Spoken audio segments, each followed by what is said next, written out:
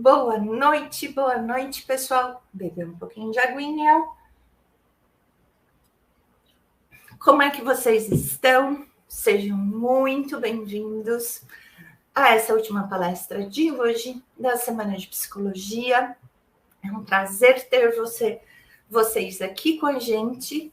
Por favor, como é que está a minha imagem para vocês? O meu som, tudo ok? Tá chegando bem? Boa noite, Maria Aparecida, Vanessa, Eduardo. Sempre bom ter vocês conosco. Seguinte,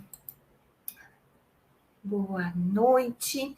Vou começar a apresentar aqui com a gente. A Nath falou que está tudo ótimo. Boa noite, Nath. Marcelo, boa noite. Carlos, Lucinha, ótimo. Então, vamos introduzir o tema sem mais delongas. Bom, estamos aqui na Semana de Psicologia da FMU de agora de 2022, que só termina amanhã. Lembrando, temos mais eventos amanhã. E o que é importante a gente lembrar? Do apoio do Instituto Granatalma. Por que esse apoio é importante? Porque no final de toda a palestra temos sorteios. Então, lembrando, alguns lembretes importantes. No final da palestra, quando abre a nossa folha de presença, né, o nosso forms de presença, e assim que ele fechar, terá o sorteio do Instituto Granatalma e eu volto para a gente encerrar a nossa transmissão. E aí, para você que não conhece um pouquinho da Liga de Estudos Acadêmicos de Terapia Cognitivo-Comportamental, carinhosamente chamada de LATCC, apresento a vocês quem nós somos. Um grupo estudantil com a coordenação da professora doutora Juliana Santos Graciani. E qual é o nosso foco principal? É o desenvolvimento de tarefa científica, de aprendizado, de troca de protagonismo. Mais importante para a gente ver o que é o tradicional, como vai desenvolvendo, como pensar isso na nossa realidade, na prática. Coisas que muitas vezes nós não conseguimos fazer durante a graduação. Para maiores informações, por favor, escrevam para a gente no Instagram, latcc.fmu, tá? Para maiores informações. Quando que a gente se encontra para você que quer fazer parte da Liga? Uma vez por mês, aos sábados, das 17 às 19h30. Então, nós temos o desenvolvimento de estudos, perguntas, dúvidas, como vem para cá, sugestões. Então, é uma reunião extremamente dinâmica. Está super convidado, convidada a fazer parte. Não precisa ser só aluno da FMU, de outras faculdades também. Um detalhe importante: se você é psicólogo formado, você também é muito bem-vindo. Mande mensagem para a gente no @latcc.fmu. Lembrando que eu sou Graziela Mercúrio e eu estou como presidente na Liga nesse ciclo. Tá ótimo? Então, o que acontece? Qual é o nosso tema? O que nós estamos entrelaçando com a TCC? Estamos entrelaçando as realidades pós-pandêmicas. Então, aproveitando essa semana para a gente pensar na psicologia, trazendo pensadores externos, então, como reimaginar, como lidar com essa situação de pós esse primeiro baque, como a gente ir para frente. E isso é muito importante. E nós trouxemos a psicóloga, a professora e psicóloga Ana Paula Moreira, que é um prazer ter aqui com a gente, logo ela estará em tela conosco. Ela é psicóloga graduada em psicologia pelo Centro de Ensino Superior de Juiz de Fora, Minas Gerais, pós-graduada em terapia cognitivo-comportamental pelo Centro de Estudos em Terapia Cognitivo-Comportamental de São Paulo e trabalha há mais de 10 anos. Olha, há mais de 10 anos, com crianças, adolescentes, orientações de pais. E atua como docente e também como supervisora clínica. antenado, né? Que se a gente precisar da TCC, é um bom contato. Então, o que é importante a gente ter em mente? Ela vai fazer uma ligação desse universo de realidades pós-pandêmicas com crianças, adolescentes e orientações de pais. Peço licença para convidar a tela a nossa convidada da noite. Boa noite, Ana Paula. Muito obrigada de estar com a gente. Antes de abrir a fala para você, peço sempre que, durante a apresentação, esqueci de um detalhe, até te peço desculpas. Lembrando ao pessoal que está com a gente que durante a apresentação vocês podem fazer as perguntas que nós vamos respondê-las todas no final. E isso é muito importante, porque foi como eu falei, não é simplesmente uma profissional de campo, gente. É uma professora com prática de campo. Aproveitem. Qualquer problema, a gente vai conversar no final. E, professora, qualquer problema que você tenha, por favor, só pedir para mim, para eu voltar em tela. Seja muito bem-vinda e boa noite. Boa noite, Grazi. Boa noite a todos. É um prazer enorme estar aqui com vocês, falando de uma temática que eu amo, que tem a ver aí com o meu dia a dia, com a minha realidade, com a minha prática clínica. E eu amo fazer isso, né, que eu estou vindo aqui a convite, que é, né, compartilhar um pouco aí da minha experiência, do que eu tenho vivido no meu dia a dia com crianças, adolescentes, pais, pensando aí pela abordagem da terapia cognitivo-comportamental, viu? Obrigada mesmo pelo convite. E como a Grazi falou, fiquem à vontade para fazer as perguntas de vocês. Amo essa interação, e aí no final a gente vai poder conversar, fazer essas trocas que com certeza serão muito ricas, ok? Então vamos lá, iniciar nosso... Professora, vou me retirar da tela e aumentar a tua tela de apresentação. Perfeito. Perfeito. Bom, enquanto a Grazi coloca aí a tela da apresentação. Ok. Bom, a minha proposta, né, é conversar aqui com vocês acerca da importância de nós conhecermos os marcos desenvolvimentais, pensando aí nas demandas clínicas, né, que temos tido pós-pandemia, né, pós-pandemia, ainda estamos mais nesse processo aí de diminuição, enfim. Mas aí vocês podem pensar assim, Ana, mas conhecer os marcos desenvolvimentais não foi e é e será sempre importante? Sim, mas para este momento ainda é mais importante, né? Enquanto psicóloga clínica, enquanto também, né, professora, supervisora clínica, às vezes pode parecer muito normal, comum, a gente pensar assim, não, né, eu preciso conhecer os marcos desenvolvimentais, mas na prática, muitas das vezes, isso fica bem esquecidinho, sabe? Ainda mais que durante a nossa graduação, a gente acaba vendo várias vertentes, né? Várias áreas da psicologia, e que depois, com aquela que nós mais nos identificarmos, a gente vai aprofundar, não é assim? E a psicologia do desenvolvimento, né, pensando em ciclo vital, é uma imensidão que não tem como a gente, somente na graduação, acreditar que já foi o suficiente o conhecimento adquirido.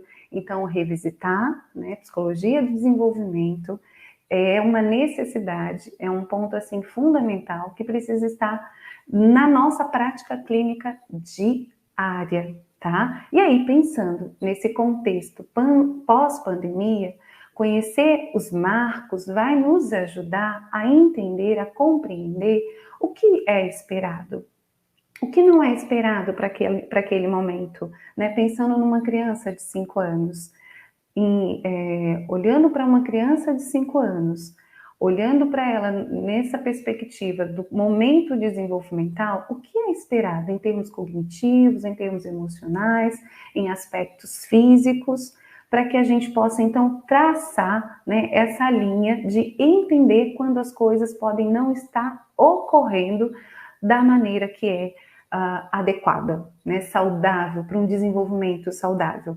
E quando a gente, né, olha para isso e olha para esse contexto em que muitas crianças nasceram na pandemia, ou crianças, né, que até então tinham aí seus 2, 3 aninhos, e pensando nesse pós-pandemia, as crianças vão podendo, né, ir para o contexto escola, vamos pensar que essas crianças não tiveram contato, estiveram em ambientes tão importantes para um desenvolvimento saudável, e que isso não tem como, vai impactar na sua socialização, né, na sua interação, nas suas relações interpessoais.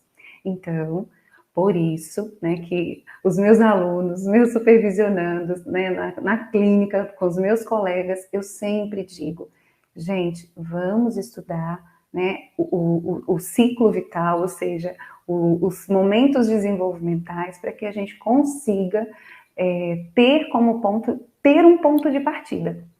Quando eu sei que as coisas não estão indo bem, tá? E quando a gente pensa num ser humano, né, como esse primeiro slide que eu trouxe aqui para vocês, e pensando no aspecto infância, não tem como, né, não dá para dizer que existe uma variável única, né, que apareça como a causa das psicopatologias. Olhar para a infância é nós entendermos, né, que o componente ele é multideterminado, né, é multifatorial. Tem várias, né, são fatores, são inúmeros fatores causais. E que fatores são esses?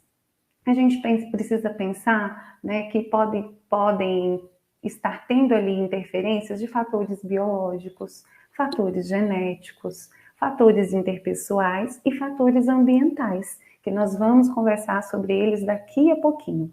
E que nessa interação pode, numa interação que não é, né, adequada, funcional, podem interagir aí e contribuir para um desenvolvimento patológico. Quando eu falo de aspectos, né, biológicos, genéticos, estou falando do quê? Estou falando de uma bagagem, de uma carga hereditária mesmo, né? Pensando em temperamento, em características próprias desse indivíduo, tanto que ele traz, né, da sua bagagem aí, pensando nas figuras paternas, mas também enquanto questões individuais, daquele próprio sujeito, né, pertinente a ele, né, que tem a ver com a sua essência, que tem a ver ali com suas características próprias, pensando aí na dimensão dos temperamentos, ok? Próximo, por favor. Bom, e como então, né, entender aí esse desenvolvimento infantil, o desenvolvimento infantil no atendimento, então, das principais demandas clínicas pós-pandemia. Daqui a pouquinho, né, a Grazi vai colocar o próximo slide, e aí a gente vai ver os marcadores, né, desse desenvolvimento clínico. E até antes, né, de continuar aqui no meu raciocínio da apresentação, como que eu faço, né? Porque, na verdade, é importante, dentro desses marcos, eu pensar nas demandas clínicas. Vocês vão ver que eu trouxe mais à frente um slide falando de quais demandas têm crescido, pensando no universo da infância na clínica, né? No consultório. E quando eu vejo uma criança, né, com sintomas que dizem respeito, por exemplo, né, que apontam para um transtorno de ansiedade, é importante eu entender em que momento desenvolvimental essa criança está e entender quais os fatores ambientais, fatores genéticos, fatores que estão envolvidos também no aspecto da sua relação, né, com seus pares, o que pode ali estar contribuindo para que ela apresente aquele sintoma de ansiedade que não necessariamente está, né, configurando um transtorno.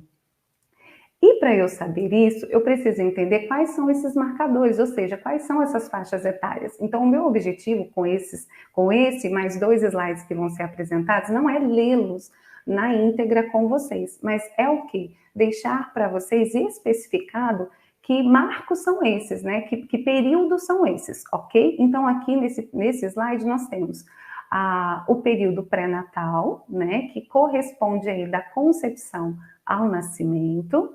Nós temos, né, a primeira infância, que vai do nascimento aos 3 anos, e essas referências aqui eu estou trazendo para vocês, né, do livro da Papalha, do Desenvolvimento Humano.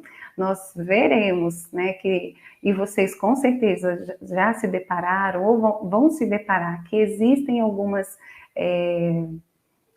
alguns autores que trazem, né, esses marcos aí um pouco diferentes, em termos de qual idade começa e onde termina, mas é uma questão de viés teórico, tá bom? Então, eu estou usando aqui com vocês, partindo da perspectiva do livro do Desenvolvimento Humano do Papalha, tá bom? Próximo.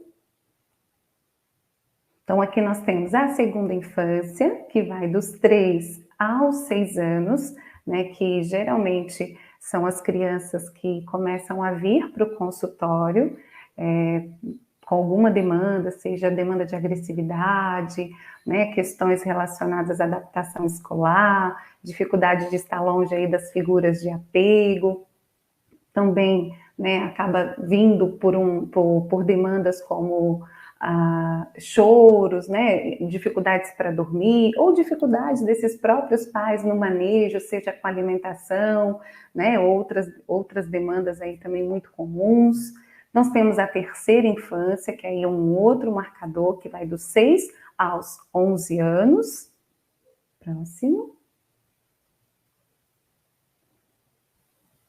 Isso. Bom, e aí aí vocês podem falar assim, Ana, e a fase da adolescência? A adolescência é dos 11 anos né, assim, em diante, pensando nessa marcação da Papalha, tá? Se a gente for pensar no ECA, né, usando o ECA como referência, a adolescência é a partir dos 12 anos, tá? Como o meu foco aqui maior é falar da infância com vocês, por isso que eu não trouxe o slide, né, com a apresentação acerca desse marcador da adolescência, ok?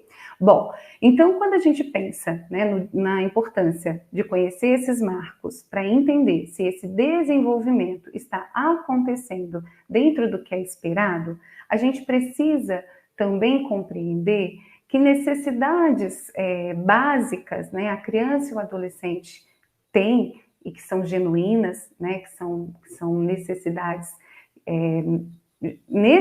são necessidades realmente assim, que precisam ser atendidas para que ele alcance tarefas desenvolvimentais de maneira saudável e adequada. Nós podemos tomar como referencial, e foi o que eu trouxe para vocês, o Browserton, tá? Ana, mas existem outros autores que falam, né, das necessidades básicas da infância e da adolescência? Sim, né? Nós temos Jung, da terapia dos esquemas, nós podemos visitar Bowlby, da teoria do apego, tá? Então, existem, sim, outros teóricos que abordam acerca das necessidades básicas para um desenvolvimento adequado. Tem também o Marshall Rosenberg, né, que é o escritor do livro Comunicação Não Violenta. No livro dele, ele traz uma lista de necessidades humanas básicas, e aí não falando apenas da infância e da adolescência, mas trazendo, né, nesse aspecto mais amplo do ser humano, que também é bem interessante para que a gente entenda quais são essas necessidades, e isso nos ajuda muito a entender diante de um sintoma, por exemplo, de uma emoção. A criança está muito irritadiça, a criança está sendo visitada muito pela raiva. Talvez, né, o que está faltando, por exemplo, é a necessidade de compreensão, aceitação, atenção, respeito, que não estão sendo atendidas. E quando eu entendo que essas necessidades são genuínas e elas são necessárias para que essa criança se desenvolva, né, no aspecto físico, emocional e cognitivo de forma saudável, eu vou poder, por exemplo, no meu período de avaliação, no meu período de anamnese com esses pais, rastrear, né, investigar como anda o atendimento dessas necessidades, porque o não suprimento delas serão expressos em comportamentos. E quando a gente fala de criança, ela apresentará, né, os gaps, os prejuízos, a falta do atendimento das suas necessidades em formas de comportamentos. E quando a gente pensa em comportamentos por necessidades não atendidas, nós estamos dizendo de comportamentos disfuncionais, né? E aí vem nos buscar. Bom, o Browser, então, ele traz essas necessidades aqui descritas que, quando elas não são atendidas, elas vão gerar algum tipo de conflito, tensão, dificuldades, pensando no âmbito familiar, na dinâmica familiar. Quais são essas necessidades, né? Ele traz que toda criança, todo adolescente, elas têm a necessidade de relacionamentos sustentadores e contínuos, tá? Então, sustentadores e contínuos não precisa ser necessariamente do pai ou da mãe, tá? Então, pode ser que se os pais precisam se ausentar por conta do trabalho, por conta de alguma outra demanda, essa criança, ela precisa ter uma pessoa com quem ela pode contar. Ela precisa ter um adulto, né, que possa ser para ela essa referência de apego seguro. Então, pode ser uma babá, pode ser uma avó, pode ser um vô, pode ser uma tia, pode ser a professora, pode ser alguém da creche onde ele fica. Mas essa criança precisa saber que, diante de alguma necessidade sua, ele pode recorrer a alguém, ele tem alguém com quem ele pode contar, tá? Proteção física, segurança, regras também, né? São outras necessidades que ele aponta dentro de um mesmo combo, em que a criança, para ela, né, se sentir segura, até mesmo para que a criança consiga se organizar, para que a criança consiga ter previsibilidade, as regras, os combinados, independente da idade, né, do menorzinho até o adolescente, né, no fim da sua adolescência, são necessárias, porque isso traz, né, cerceamento. Eu gosto muito de uma metáfora que diz assim, que pensar em regras, né, pensar principalmente nos limites, é pensar num rio. Então, o rio, para ele ser rio, ele precisa ter contenções, né? Ele precisa ter ali as suas barreiras, porque se ele não tem barreira, ele vira água esparramada. Mas também, se tem barreiras demais, ele morre, né? Vira brejo, vira lama, vira qualquer coisa, menos rio. Então, a criança, ela precisa ter essa segurança, né? Onde ela pode transitar, até onde ela pode ir, onde ela pode explorar, mas daqui ela não pode passar.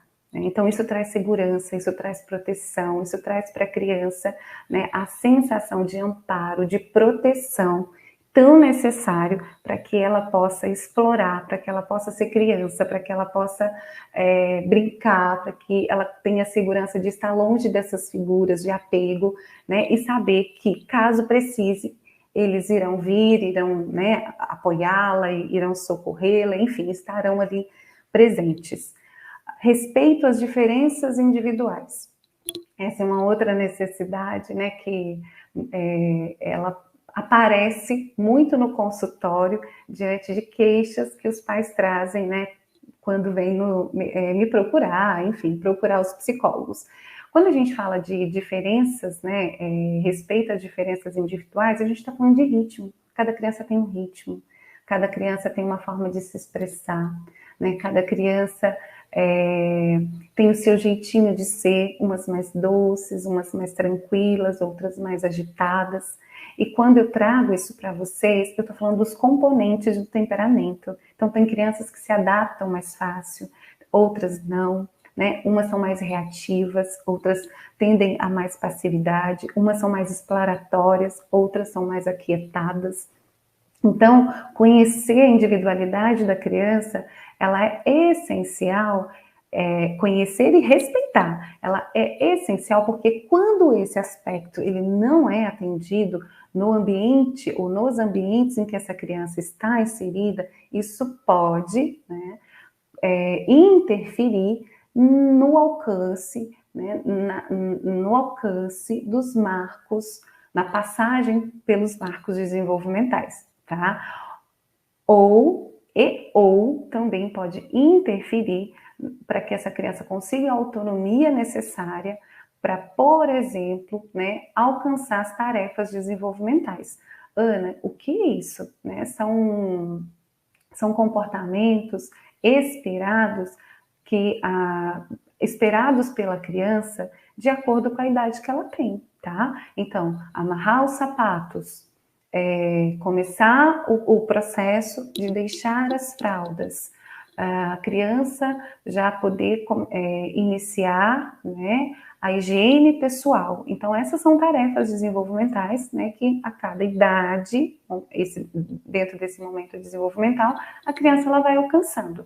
Se eu não respeito a individualidade dessa criança, até pensando em termos de temperamento, eu posso ter expectativas muito altas e acelerar, né, essa criança, o que causa ansiedade, o que causa insegurança, ou eu posso ter expectativas aquém do que aquela criança pode, que ela já pode ofertar. Então, eu posso, por exemplo, cortar asinhas dessa criança, ou seja, fazer por ela coisas que ela já dá conta de fazer sozinha.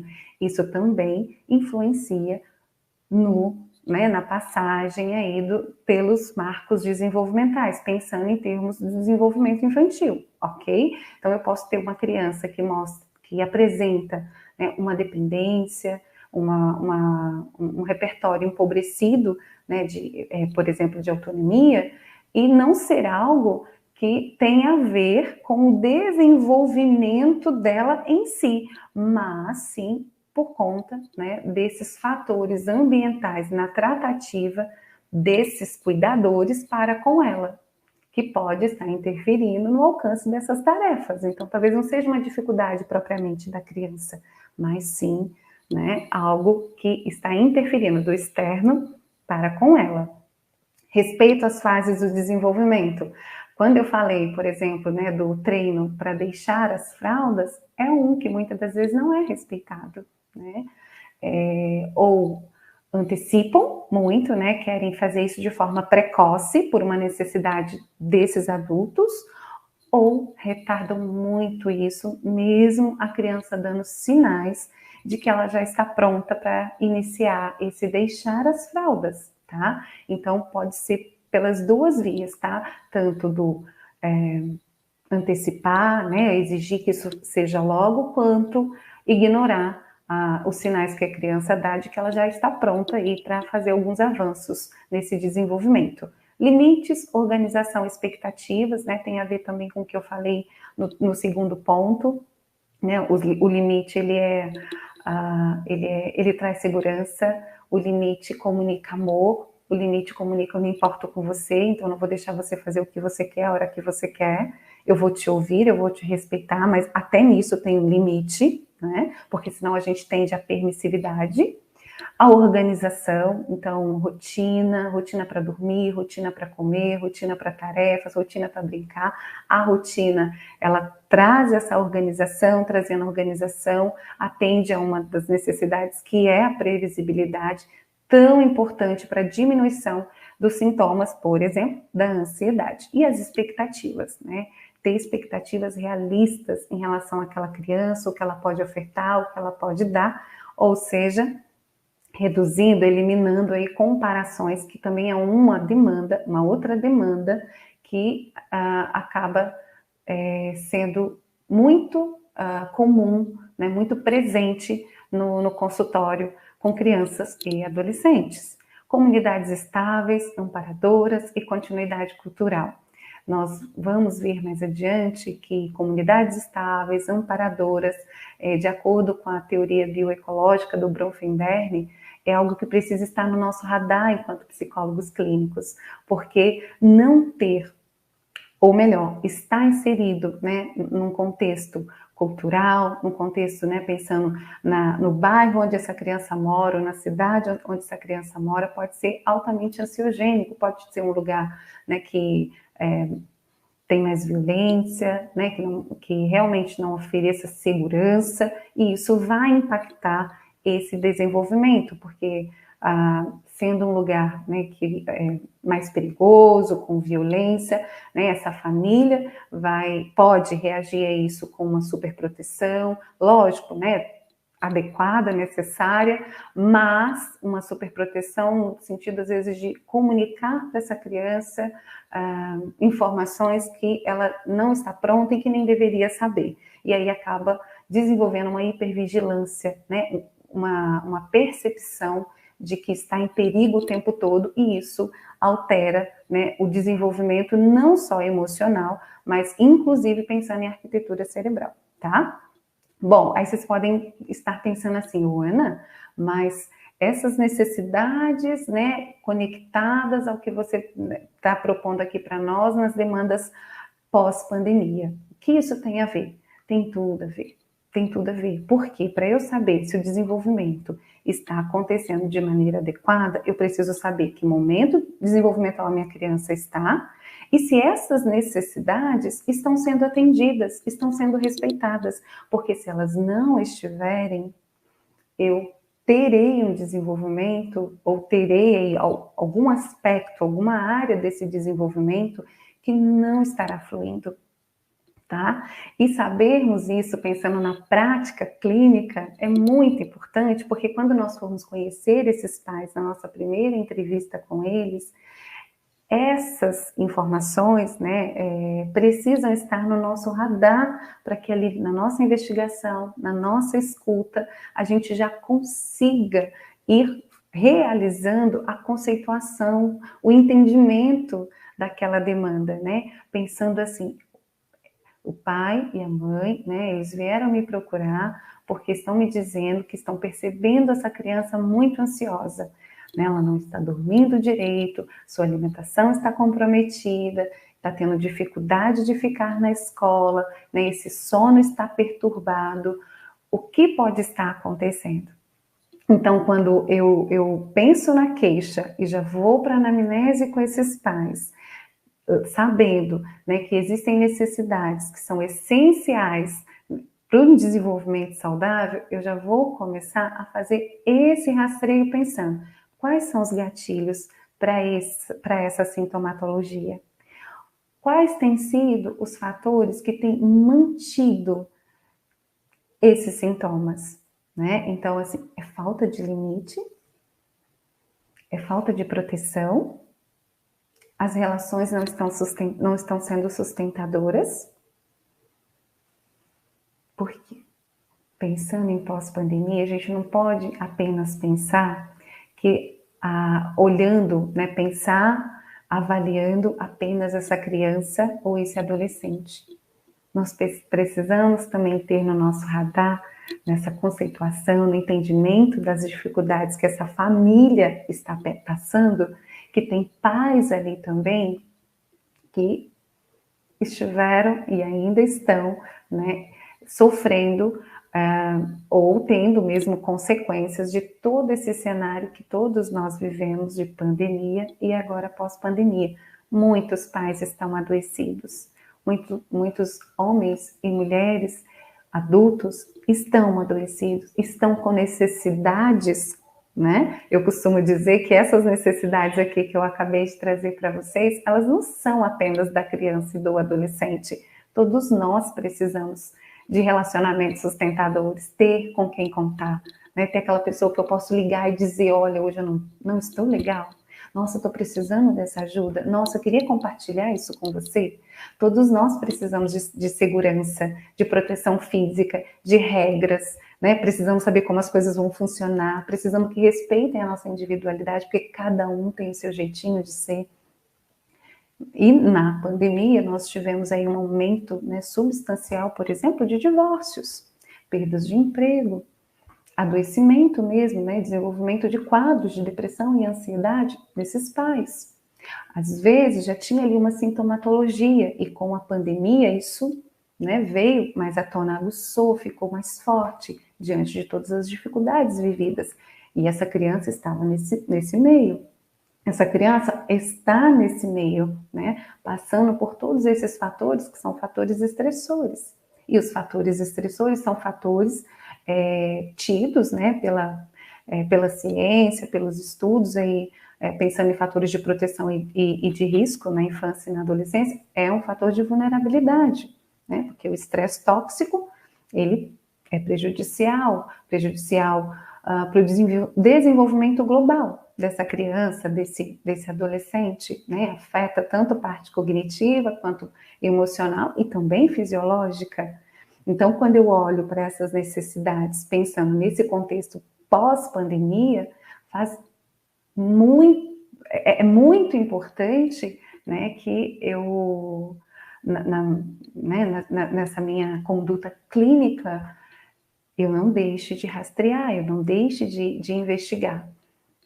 Porque uma criança, né, que passou e tem passado por esse processo pandemia e pós-pandemia, né, mesmo distanciada da escola, dos pares, dos familiares, mas ainda assim mostra um desenvolvimento, né, dentro do que é esperado, está alcançando as tarefas desenvolvimentais, está tendo esse desenvolvimento adequado, ok, né, elas estão conseguindo fazer os reajustes aí dentro dessas lacunas que não tem como, né? Todas têm alguma lacuna, seja na aprendizagem, seja na socialização, seja em relação ao relacionamento familiar, mas estão conseguindo superar os prejuízos e seguir. Mas e as que não apresentam, né, esse desenvolvimento dentro do que é esperado e muitas das vezes não tem um ambiente familiar estruturado que possa ofertar o atendimento dessas necessidades? Aí entra o nosso papel de ouvir esses pais, de acolher esses pais, de orientar esses pais, de apoiar esses pais, para que dentro daquilo que é, às vezes, o mínimo, eles possam ofertar para essa criança, né? Mas eles só vão conseguir ofertar para essa criança o atendimento dessas necessidades se eles também começarem a cuidar deles e a olhar para eles, entendendo que também existem necessidades deles que precisam ser levadas em conta. E aí, né, o nosso papel é muito importante nesse acolhimento, nessa escuta, e trazer isso para eles, né? E aí agora, fazendo até esse link com a terapia cognitivo-comportamental, né, que é a minha abordagem, desde o início, eu digo que a técnica, por exemplo, da psicoeducação, né, de informar os pais, ela se faz presente.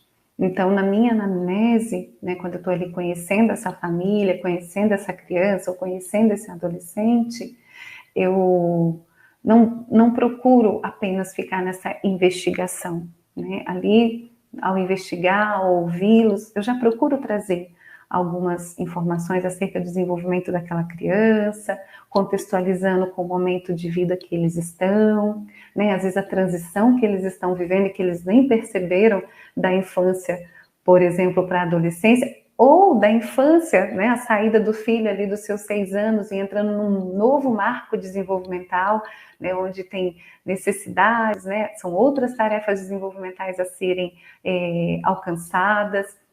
O nível, né, de dependência, de necessidade desses pais mudam, então muitas das vezes eles se sentem menos importantes, né, ou não tão necessários mais para aquela criança, e isso gera, né, uma angústia, isso gera né, gera angústia, gera ansiedade, e isso inclusive pode ser um gatilho, né, para uma crença de desamor, ou uma crença de desamparo, ou uma crença de desvalor, né? Então não sou mais necessário para o meu filho, e isso pode remeter inclusive à história de vida deles enquanto filhos, tá? Então, olha, né, o quanto é importante, né, o quanto é significativo nós conversarmos, né, acerca das necessidades básicas da infância e da adolescência, mas fazendo aí incluindo, né, os pais, estendendo aos pais, tendo esse olhar, né, do que está acontecendo nesse momento de vida naquela família, pensando que criança é essa que eu tenho? É uma criança da primeira infância? Que tem ali alguma, né, que tem necessidades específicas desse momento desenvolvimental, em termos de independência, né, de dependência de cuidados, né, de mais proximidade, né, de que necessita, né, dessa presença mais constante, ou eu estou falando de uma criança da segunda infância, que já está indo aí para a pré-escola, né, que tem outras necessidades, que começa a ter ali um distanciamento da figura paterna, da figura materna, e à medida que ele sai da segunda infância e caminha para a terceira infância, já tem um nível de autonomia maior, os pares começam, né, a já ganhar uma importância bem grande, e aí eles já começam, né, não totalmente, mas como é na adolescência, mas já começa a ter um distanciamento ali dos pais, uma maior necessidade de já estar com os amigos, de querer dormir na casa dos amigos, enfim. Como esses pais estão lidando com isso? Muitas das vezes eles nem pararam para pensar, eles só estão sentindo e agindo, né? E aí, quando a gente traz isso para o contexto pós-pandemia, tudo isso intensifica. E aí o nosso olhar, a nossa escuta, o nosso acolhimento são chaves, né? São instrumentos, ingredientes que fazem toda a diferença no trabalho que nós vamos desenvolver junto com essa família, né? Porque algo que eu sempre gosto de frisar nas minhas falas é trabalhar com crianças e adolescentes, é trabalhar com os pais, é trabalhar com a escola, e muitas das vezes trazer também os avós, também trazer a babá, ou seja, os adultos de referência, os adultos que, né, estão presentes e que são importantes, né, de alguma forma para aquela criança ou para aquele adolescente, tá? Próximo. Bom, tarefas desenvolvimentais, né? Já acabei explicando para vocês que tarefas são essas, né? Que são comportamentos, ações ali que é esperada para cada idade, né? Para aquele momento ali, que seja da primeira infância, segunda infância ou terceira infância. E esse processo, né, de desenvolvimental, pensando nos pares, nesse contexto pós-pandemia, a gente tem, né, até hoje mesmo, estava aqui buscando na memória para vocês, hoje mesmo dando uma supervisão na parte da manhã, foi muito interessante, né, porque um dos casos que foi trazido para a supervisão tem a ver com o deixar as fraldas, né. A gente não fala tirar as fraldas, porque isso é desrespeitoso e ninguém tira, porque se a gente tirar a criança da fralda, podemos ter certeza que teremos ali dificuldades, prejuízos que, né, vão impactar a vida dessa criança. Então, a gente trabalha no sentido de ajudar esses pais a compreender os sinais que essa criança está dando, que ela já pode, né, iniciar esse processo de deixar as fraldas, tá? Então, ela trouxe, né, o caso, né, de um paciente que já está com 7 anos e ainda tem dificuldade, né, de usar o banheiro para fazer o número 2, para fazer o cocô, tá? Ele não faz, ele acaba sempre fazendo na roupinha. E o processo do deixar a fralda, e aí foi tirar a fralda, iniciou lá pelos seus 4 ou 5 anos. Aí quando eu penso em tarefa desenvolvimental, e eu sei acerca, né, do que é esperado e do que, né, a criança já deve ter alcançado em cada idade, né, pensando nesses marcos desenvolvimentais, já nos chama a atenção, se eu sei acerca do desenvolvimento humano, que 4 e 5 anos é algo já tardio. 4, 5 anos está completando esse deixar as fraldas, né? E aí, quando, né, eu sei disso, eu visito isso, né, no conteúdo do desenvolvimento humano. Eu sei que esse comportamento ou essa tarefa desenvolvimental já era para estar concluída aos 7 anos, e se isso começou de forma precoce, como foi aos 4 e 5 anos, eu preciso pensar. Primeiro, tem uma questão fisiológica envolvida? Não. Tem uma questão ambiental? E aí, quando eu falo ambiental, eu estou falando das relações com os pais, né? A relação familiar. E aí, não estou falando só de pai, mãe. Pode ser que essa criança seja muito mais cuidada no dia a dia pelos avós. Então, vai envolver esses cuidadores, ok? Bom, e aí, se eu sei que, pensando nos pares, uma criança de 4, 5 anos, né? Que geralmente já está na escolinha, né? Está ali nos primeiros anos escolares, já né, e pensando nessa criança da minha supervisionanda, essas crianças, colegas, já tinham completado, né, esse deixar as fraldas, o que estava, né, ou qual é o fator, quais são os fatores que estão mantendo, dificultando o alcance, né, a conclusão dessa tarefa desenvolvimental. Aí a gente se depara com o contexto pandemia, o contexto dessa família, o contexto de perdas desses pais, as dificuldades e os medos que a pandemia, né, a Covid, trouxe para esses pais, e o quanto esse medo, as inseguranças, né, influenciaram nos cuidados, nas práticas parentais no dia a dia. Né, que nesse caso, o medo, a insegurança, levou uma super proteção, né, um cuidado excessivo com limpeza, com higiene, né? E o que acabou levando esses pais a fazerem, né, pela essa criança, o que ela já deveria estar sendo encorajada a fazer, orientada, né, apoiada a fazer, para que ela conseguisse, por exemplo, agora aos 7 anos, estar com essa tarefa concluída, né, alcançada. Tá? Então, esse é um aspecto, pensando nos pares, o que é esperado para esse momento desenvolvimental, o que os pares já conseguem, não é comparação, mas é olhando, né, aquele grupo, crianças naquela idade, o que elas já conseguem, por que essa daqui não está conseguindo, me faz buscar lá nos fatores biológicos, fatores genéticos, pensando no temperamento, pensando nos fatores ambientais que tem a ver com os cuidadores, né, com o que esses ambientes ofertam para essa criança, eu consigo, então, compreender, né, o que pode estar gerando, ou seja, quais são os gatilhos para que ele não alcance. E conseguindo encontrar esses gatilhos, eu vou, então, poder trabalhar para conseguir alterar esses comportamentos que, além de serem gatilhos, têm sido mantenedores. Então, se eu sei que, né, são as práticas parentais que estão mantendo essa dificuldade da criança, eu não vou trabalhar apenas com essa criança, eu preciso ter o meu foco primário nesses pais, para que eu identifique as crenças desses pais que têm levado a essa dificuldade, né, por exemplo, de incentivar, de encorajar essa criança, tá? As relações sociais, né, na aprendizagem, elas têm um papel fundante, né, essencial. E aí a gente pensa em quem? Bandura, né? É por meio das nossas relações que nós vamos nos modelando, né, onde nós aprendemos repertórios sociais, né, o que pode, o que não pode, o que é cabível, né, o que é aceitável, o que não é nessa interação.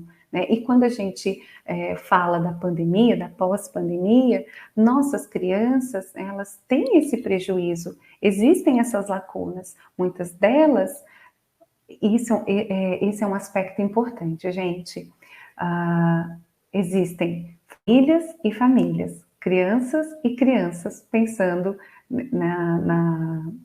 na influência ou nos resultados, né, das vivências aí, pandemia, pós-pandemia. Então, nós temos famílias que ficaram completamente isoladas, né, que não tiveram realmente contato, que se isolaram, né, que só iniciaram esse processo de voltar a ter contato, né, com familiares, com amigos, muitos no final do ano passado, tá? Outras, né, até já lá no mês de agosto, né, que as coisas começaram a parecer que estavam mais tranquilas, iniciaram esse contato, voltar a socializar, voltar a sair um pouco mais, mas nós temos também, né, outras famílias que levaram, não com descaso, negligência, né, de forma displicente, mas, né, que levaram com mais leveza, com mais tranquilidade, conseguiram, né, ter uma forma, né, de lidar, enfim, de funcionar com mais leveza, com mais tranquilidade. Então, nós temos crianças dessas famílias, né, que levaram mais de boa, mais tranquilos, né? Temos esses no meio termo e temos as outras crianças desse contexto de que, né, foi 100% o isolamento, ok? Aí a gente pensa nessas crianças do meio e essas que foram completamente isoladas. Crianças que estavam ali com seus 5 anos e que voltaram aí já com seus 7, às vezes para 8 anos, para essa socialização, pensando no contexto escola, tá? E conseguem compreender que, por exemplo, o aspecto, né, social, onde a criança lá nos seus primeiros contatos na escola, né, começa a trabalhar a questão da rotina, do dividir, do aprender a esperar a sua vez, né, de estar sentado na rodinha para contar a história e ter que ficar ali sentadinho, aguardar o amiguinho, né, não bater, não morder. Esses treinos, né, que ocorrem nesse período da vida da criança, pensando nesse contexto escola, essas crianças não tiveram. Elas estavam muitas das vezes enclausuradas em casa, né? E aí eu falo contexto de apartamento, com esses pais trabalhando, né, de casa, elas querendo brincar, e sendo criança não entendem que os pais estão trabalhando, que eles estão em casa, mas não podem brincar.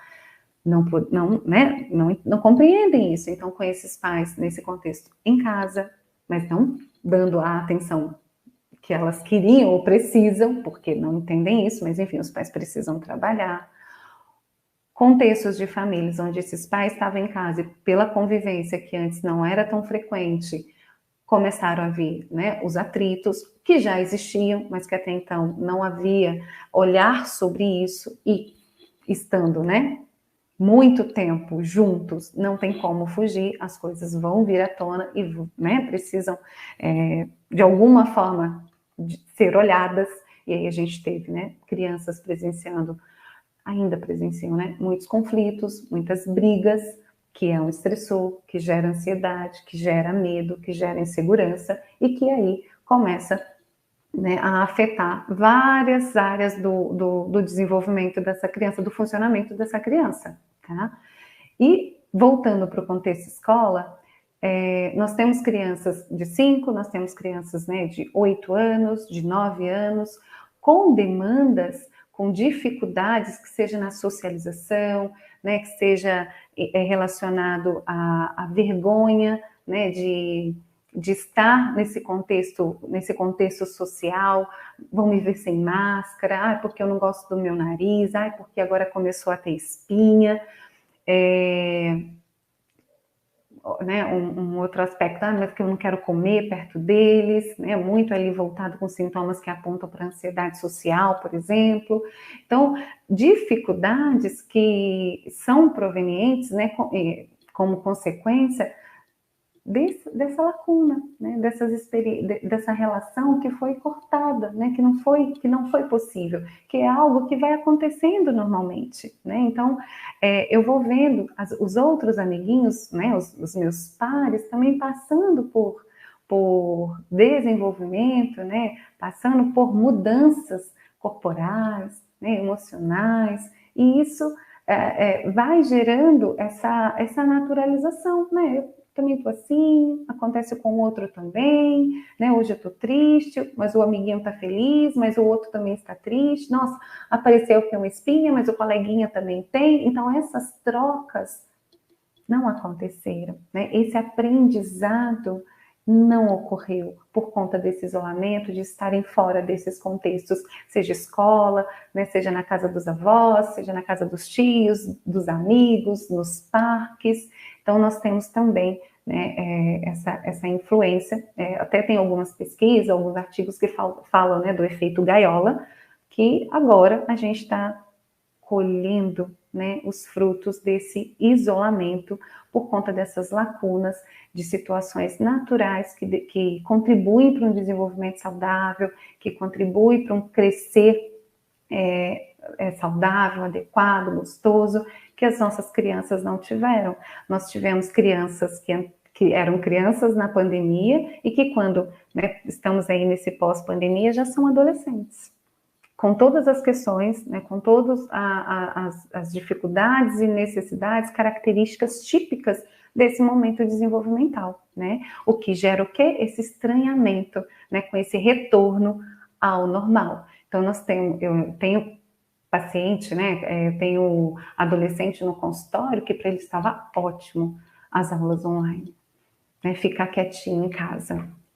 Crianças, né, adolescentes com temperamento de evitação de dano, por exemplo, né, que já tem ali uma base mais ansiogênica, mais pessimista, são mais cautelosos, que por eles ficariam em casa.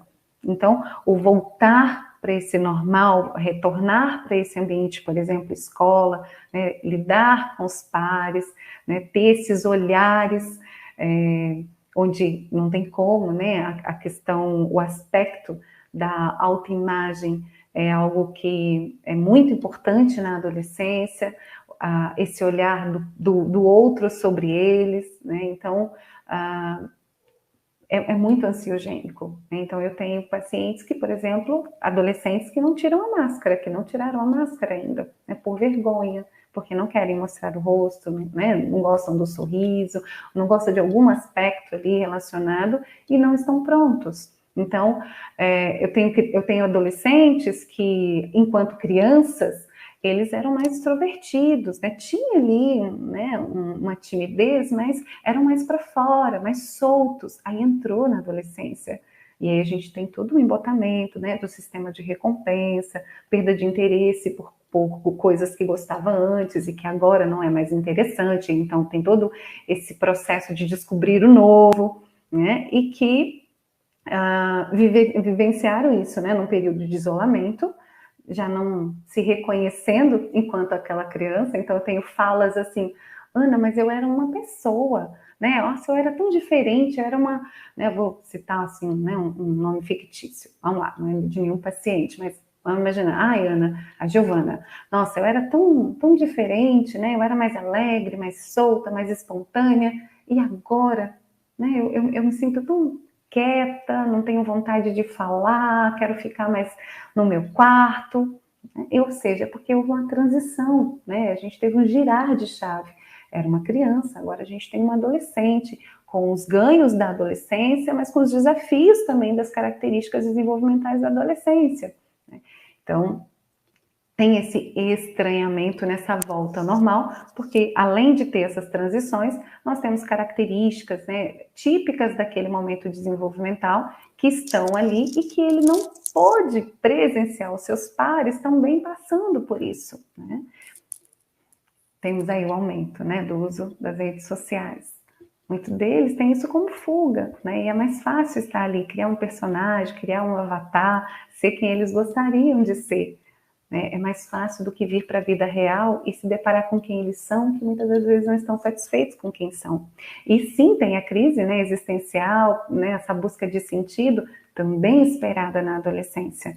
E aí, a psicoeducação, mais uma vez, da PCC, nos ajuda muito, porque quando a gente informa sobre o que é a adolescência, sobre o que é a infância, o que é esperado nesse momento, né, o que está tudo bem para eles, para os pais, a gente vai normalizando, né, e com isso eles vão podendo também se habituar a esse novo, né, a essa nova realidade, que não é o normal antes pandemia, é o normal pós-pandemia, dentro do que é possível agora.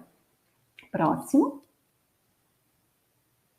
Bom, e aqui, né, eu trouxe para vocês, para elucidar, as principais demandas clínicas, né, que aumentaram muito, né, pensando aí na pandemia, pós-pandemia. Então, a gente tem um aumento, assim, substancial, né, dos sintomas da depressão, da ansiedade, né, sintomas para investigar, muito se pensando na hipótese diagnóstica do TDAH, né, temos também transtorno de conduta, né, o uso exacerbado, né, das redes sociais, uso de tablets, celulares, né, em geral.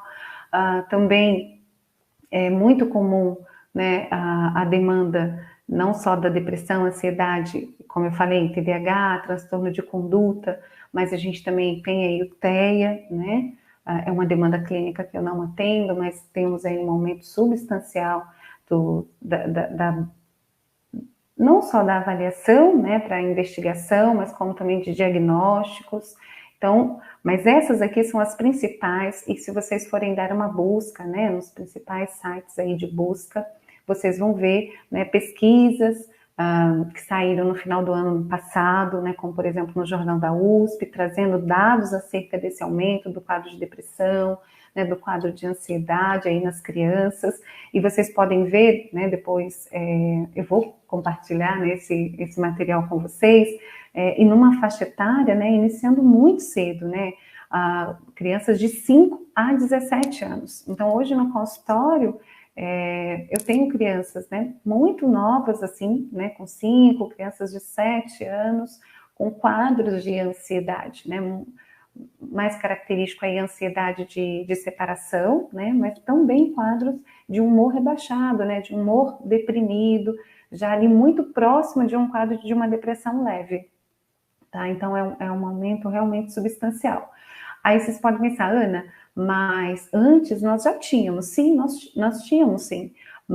E algumas crianças, né, até então, tinham sintomas, né, por exemplo, da ansiedade, tem um passeio, a criança não dorme, né, tem prova, a criança fica, né, num quadro de não dormir, não se alimentar, com muitas reações fisiológicas, né, sudorese, às vezes o tremor, mas o principal, o coraçãozinho acelerado, aquela sensação de nó na garganta, tínhamos já, mas com a pandemia isso ficou ainda mais aflorado por conta também, né, do afetamento que esses pais sofreram e sofrem, e ainda estão sofrendo, né, o quanto que ficou instável, ficou, né, imprevisível as coisas, as perdas, né, que foram ocorrendo de parentes, pessoas, né, próximas, né, muitas famílias acabaram não conseguindo fazer um filtro, então essas crianças tinham acesso, né, às reportagens, às notícias, os adultos, né, conversando acerca, então tudo isso exacerbou muito sintomas que já eram característicos naquela criança. Então, por exemplo, ansiedade, né? Nós temos crianças que, dependendo do temperamento dela, ela já tem uma predisposição para experimentar a ansiedade acima do nível basal, né? Que é o nível ali em que a ansiedade ela é funcional, que ela nos ajuda, que é um combustível, né? Que nos faz nos preparar melhor ou estarmos em vigília, né? Para nos proteger, né? De riscos reais, enfim. Então, já existiam. E com a pandemia, né, esse sintoma, que era algo muito característico do temperamento daquela criança, passou a ficar, né, com mais frequência e uma intensidade maior, e isso, né, a ansiedade experimentada em intensidade, em frequência constante, ela pode vir, né, a se configurar um transtorno, porque vai trazendo prejuízos significativos para aquela criança que não ficam apenas em um único ambiente, como por exemplo o ambiente familiar. Isso pode começar a se estender para outras áreas da vida dessa criança. E aí a gente tem um quadro de, não mais um quadro de ansiedade, né, dentro de algo natural, né, que é comum de experimentar como as outras emoções, mas aí a gente tem um quadro patológico, tá? E um quadro de ansiedade experimentado por um período aí, né, longo, pode, se não trabalhado, não tratado, a gente pode ter expressão, desenvolvimento aí, por exemplo, de um quadro de humor deprimido, ou até mesmo um quadro de depressão, tá? Bom, e quando eu coloco crianças e pais, né, /pais, é que pais que até então, né, também tinham sintomas de uma ansiedade, né, de um humor mais rebaixado, que até então não configurava ali um transtorno, né, algo da saúde mental, também acabou intensificando diante de perdas não só de pessoas, mortes, mas perda de emprego, né? Teve toda essa mudança, essa alteração na rotina, redução da carga de trabalho, ou o aumento, né, da carga de trabalho, porque vai para casa, tem o trabalho em casa, e aí não tem aquele período, né? Tô 8 horas no trabalho, terminou ali, acabou só no dia seguinte, então foi se estendendo, né, essa carga horária de trabalho, além das demandas de uma casa, né, que acabou, quem tinha ajudante, acabou ficando sem ajudante, então assim, foram muitas mudanças para serem administradas, né, e foi um período muito difícil, que a gente está colhendo ainda, né, as consequências disso até hoje, então existem pais em processos de divórcio, pais que se separaram, que foram coisas mais tranquilas, outras, né, em pés de guerra, enfim, né, temos várias configurações, o que são fatores que contribuem, né, para o desenvolvimento dessas demandas clínicas aí nas nossas crianças e estendendo aos nossos adolescentes, ok? Próximo. Bom, eu trouxe esse slide porque é uma preocupação que eu tenho, não só na minha prática clínica, mas também nas minhas supervisões, aulas, que é nós trabalharmos, né, com o diagnóstico diferencial, tá? Eu entendo, né, eu acredito que na nossa prática clínica, e principalmente enquanto terapeuta cognitivo-comportamental, existem algumas bibliografias, né, literaturas, que precisam ser nossos livros de cabeceira, tá? Então, DSM é um dos. O livro, né, do desenvolvimento humano é outro. O livro, né, do Friedenberg e da McLurie acerca, né, das práticas clínicas com crianças e adolescentes na abordagem da terapia cognitiva é outro. Então, eu, Ana, né, tenho esses livros como livros de cabeceira. São livros que nós precisamos sempre revisitar. E são eles que vão nos ajudar a fazer esse diagnóstico diferencial.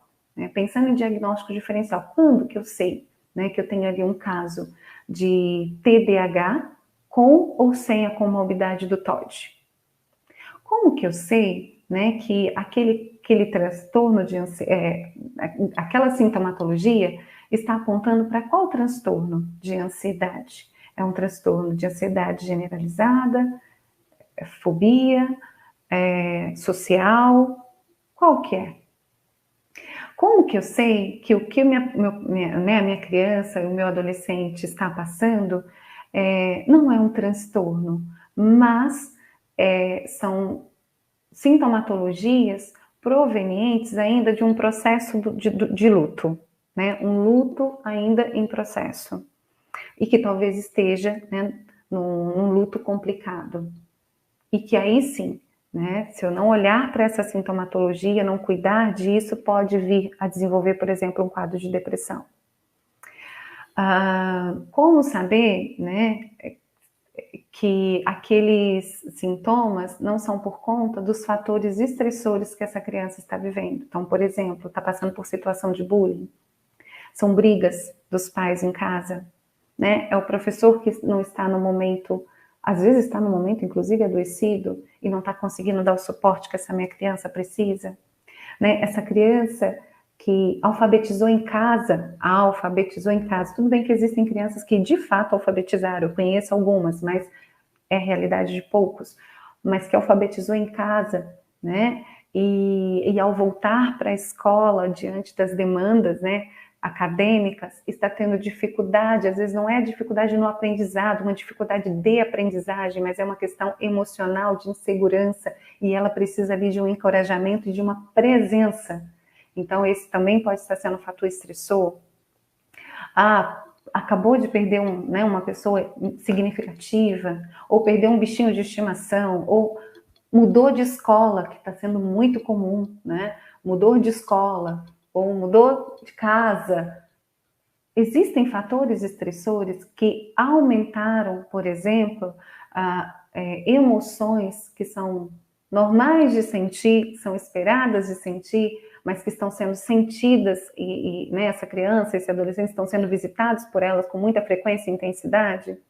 Então, essa sintomatologia emocional, ela é proveniente, né, ou são provenientes desses fatores estressores, ou elas já estão, né, embutidas, fazem parte, né, de critérios diagnósticos para um determinado transtorno. Eu só consigo saber disso se eu visito desenvolvimento humano, Papalha, se eu visito DSM-5 e se eu faço uma boa investigação clínica, pensando né, na identificação desses fatores estressores, olhando para esses ambientes que eu falei para vocês no início da nossa conversa.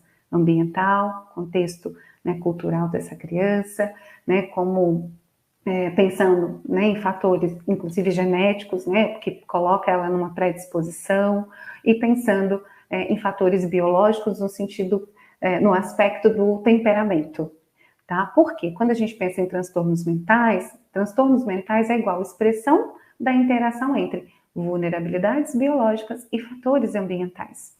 Então, para eu conseguir fazer um diagnóstico diferencial, né, pensando lá nos transtornos, eu preciso, né, caminhar dentro do DSM-5 até naquela parte que fala do diagnóstico diferencial, que vai me trazer as nuances ali, né, do que é quando é e quando não é, ou até mesmo pensando ali nos aspectos da comorbidade, mas não pensando só na patologia em si enquanto transtorno, mas o que, né, como que eu consigo perceber que esses sintomas, eles não se tratam de um transtorno em si, mas estão presentes por conta, né, de fatores estressores, que aí sim, se não forem cuidados, podem, né, desenvolver esses quadros de transtornos, ok? Próximo.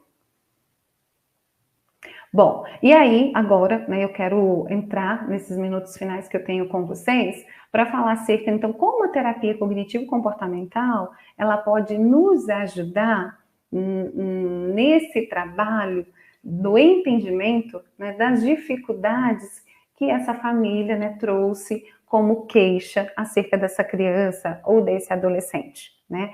E a técnica que eu vou apresentar para vocês, que nos ajuda nesse rastreio, nesse mapeamento, é a técnica, né, que é a conceitualização cognitiva ou formulação de caso. E aí eu vou apresentar para vocês como ela nos ajuda, por que ela é um instrumento, assim, que é um divisor de águas para nós, né, que vai nos direcionar por qual caminho, né, iremos caminhar com aquela família, com aquela criança, com aquele adolescente. Antes disso, né, eu trouxe aqui para vocês, né, para elucidar que a terapia cognitivo-comportamental, ela é um método de intervenção psicoterápico, né, que é diretivo, que é focado no presente, é estruturado, com objetivos claros para identificar e analisar os fatores cognitivos, comportamentais, que corroboram aí, que colaboram no desenvolvimento de alterações apresentadas pelos, né, pelos indivíduos, enfim, pelas pessoas. Então, a terapia cognitivo-comportamental, ela é diretiva, ela é focada no presente, mas quando vocês, por exemplo, forem ler, né, o livro da Padeschi, que é o livro Conceitualização de Casos Colaborativa, uma da capinha meio roxinha, eu sou péssima de cor, mas é meio roxinha, vocês vão ver que algo que a gente escuta, né, assim, com uma certa frequência, de que ela é, né, rasa, fica muito só no sintoma, nós vamos perceber que por meio dessa técnica de conceitualização cognitiva, nós temos níveis, e ela é muito profunda, porque nós temos o nível, né, em que nós trabalhamos a visão transversal, que tem a ver com essa fotografia do momento atual do nosso, né, da vida do nosso paciente, do nosso cliente, e temos a visão longitudinal, que leva em consideração todos os aspectos desenvolvimentais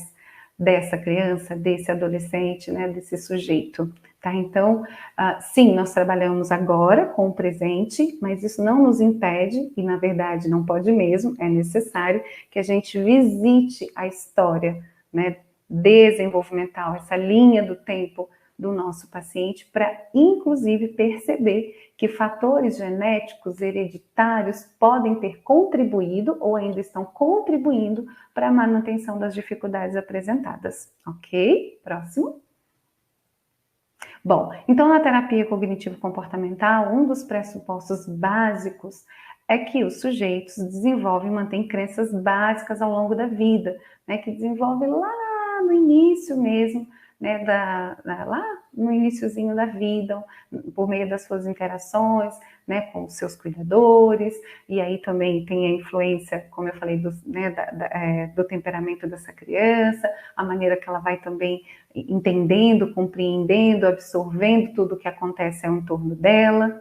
Essas crenças, elas irão interferir e influenciar a forma que o indivíduo percebe e apreende o mundo, né, que foi o que eu acabei de dizer. Essa abordagem ela é conhecida por ter uma fundamentação técnica relacionada a uma variedade de técnicas, né, até que enche os nossos olhos, né, quantas técnicas, mas não podemos esquecer, né, que nós não pegamos as técnicas e adequamos, né, ao paciente, mas nós conhecemos esse cliente, esse paciente, e aí sim vamos lá no arcabouço de técnicas, perceber qual poderá ajudar esse paciente, reconhecidas, né, como eficazes no tratamento de vários transtornos mentais, e ela é realmente, né, vista aí como tratamento de ouro para vários transtornos, depressão, ansiedade, transtorno alimentar, né. Hoje a gente tem também evidências para o TDAH e várias outras psicopatologias importantes aí. Então, na TCC, né, que foi desenvolvida aí pelo Aaron Beck, né, nós entendemos que não são as situações,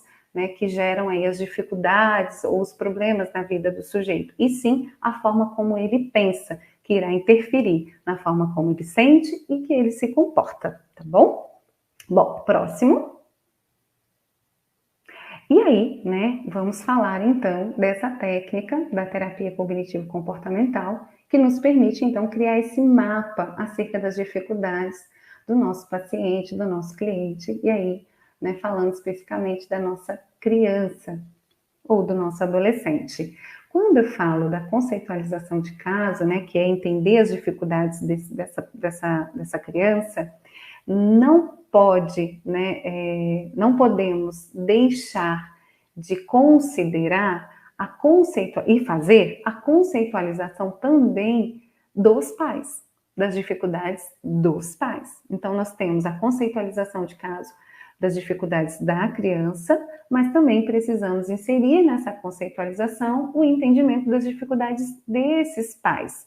Porque quando nós entendemos as dificuldades, né, conseguimos, quando for possível, respondermos sobre quais são os gatilhos, ou seja, quais são os desencadeadores dessa dificuldade, quais são os mantenedores, eu não posso olhar apenas buscando a resposta para esses fatores para minha criança ou para o meu adolescente.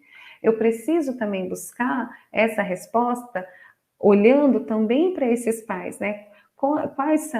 Qual é o padrão cognitivo desses pais, qual o padrão comportamental desses pais, como as práticas desses pais, né, as práticas parentais deles estão colaborando ou gerando dificuldades, né, para esse desenvolvimento, ou estão, né, colaborando, influenciando as dificuldades, inclusive, que os fizeram buscar psicoterapia, tá? Então, a conceitualização de caso, ela é um GPS para nós, porque ao fazermos isso, nós conseguiremos entender por qual caminho nós vamos seguir. Então, vou começar a trabalhar o que primeiro, tá? Então, né, e até para falar um pouquinho, até antes, para dar um exemplo para vocês, quando eu falei de desencadeador, gatilho desencadeador, tá?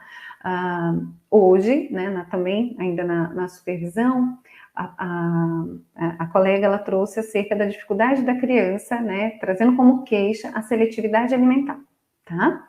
Então, a seletividade alimentar, ela não é gatilho. A seletividade alimentar, ela é a queixa que fez com que os pais me procurassem, por exemplo. Agora, eu preciso entender o que levou a essa seletividade alimentar. Nesse caso específico, não é uma seletividade alimentar, né? É um baixo repertório de apresentação de alimentos. Então, essa criança, ela não foi ofertada a essa criança uma variedade de alimentos para que ela pudesse, né, sentir o cheiro, manusear, experimentar, até para ir criando ali um repertório, né, de paladar, de gostos diferentes, ou de um mesmo legume de formas diferentes, tá?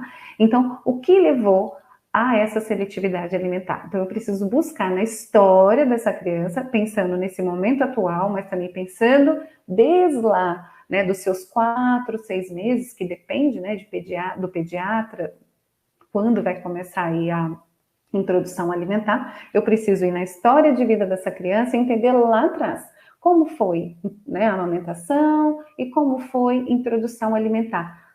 aí pode ter, né, o gatilho, ou início, né, da forma como foi tratada essa introdução alimentar, foi, né, enfim, manejada essa introdução alimentar, pode ser que ali eu descubra um gatilho para que hoje essa criança, né, tenha aí essa restrição, essa seletividade, tá? Mas não necessariamente é um transtorno.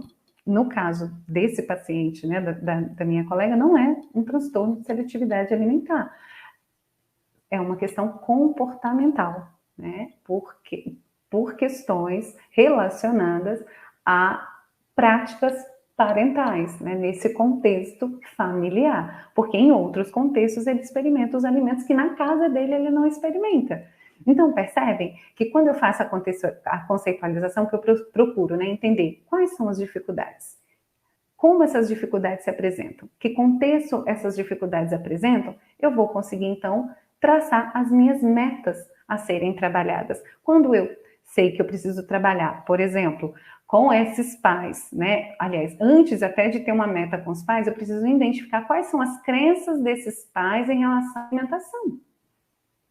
Muitos pais acreditam que ficar no leite, o leite é o melhor alimento para aquela criança. Então, eles mantêm o leite, né, em porções grandes assim, que traz saciedade para essa criança e que acaba levando ela a não almoçar direito, por exemplo, porque acabou de tomar uma mamadeira gigante de leite. E aí ela não vai comer. Aí ela não come, vai fazer digestão, 2 horas depois vai querer beliscar, e aí vai beliscar bolacha, porque aí também a gente tem que entender o que tem à disposição dessa criança. Então, quando eu entendo, né, o que os pais pensam acerca da alimentação e quais são os comportamentos que eles têm acerca daquilo que eles pensam sobre a alimentação, aí sim eu vou conseguir ter, né, ter metas, elaborar metas para traçar, para trabalhar com eles e também para depois trabalhar com essa criança, ok? Então, a conceitualização, ela vai nos permitir isso. Próximo. E aí vai ser uma intervenção individualizada.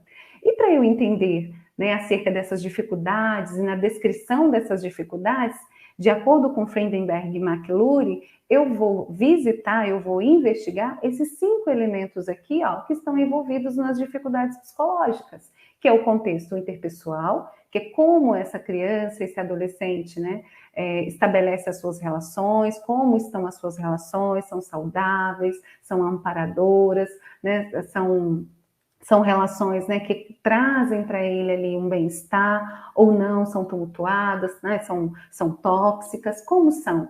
Né? Ele mantém, ele consegue fazer amigos, ele consegue manter os amigos, consegue manter as pessoas próximas dele.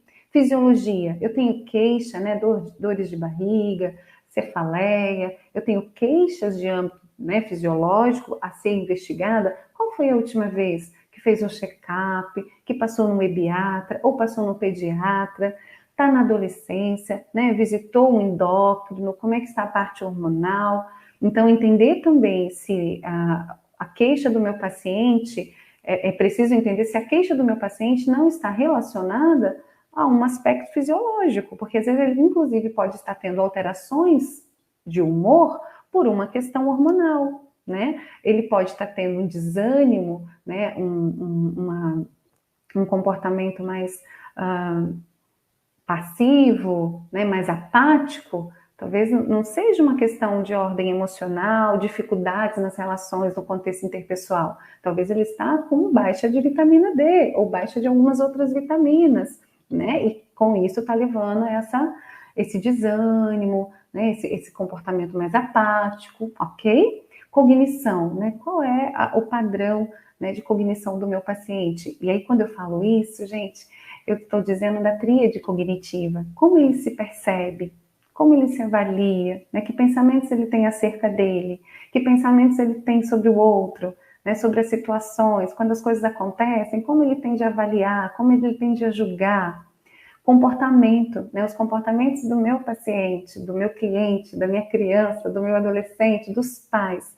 São comportamentos assertivos, são comportamentos que o ajudam, ou são comportamentos que trazem consequências ruins, negativas, e fazem a manutenção da sintomatologia dele, tá? E aí nós temos também, próximo, Grazi, nós temos também as 4 variáveis que o Friedenberg e a McClure trazem, que são necessários serem investigados nesse período de entendimento das dificuldades, que é a conceitualização, junto com esses 5 elementos, né, ou 5 sintomas que eles trazem na literatura deles, que é história do desenvolvimento.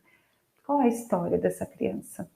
E quando eu falo história, gente, eu não estou dizendo apenas da história do nascimento dessa criança e desenvolvimento dela até a idade que, né, veio me procurar. Eu estou dizendo, inclusive, da gestação.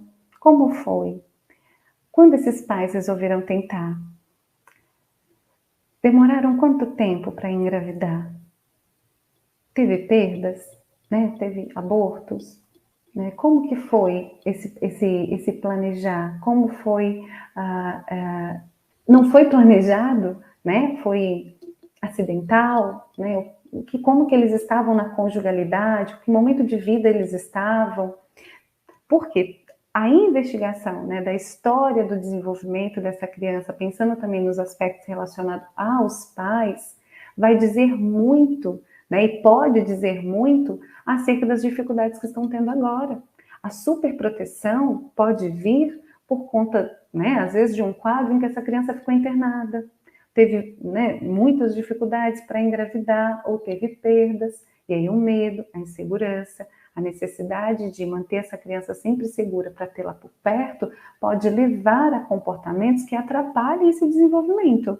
E aí, pensando no contexto pandemia e pós-pandemia, pensem o quanto isso, né, fica exacerbado. Então, pensa uma mãe que teve dificuldades para engravidar ou teve dificuldades na gestação e veio a pandemia.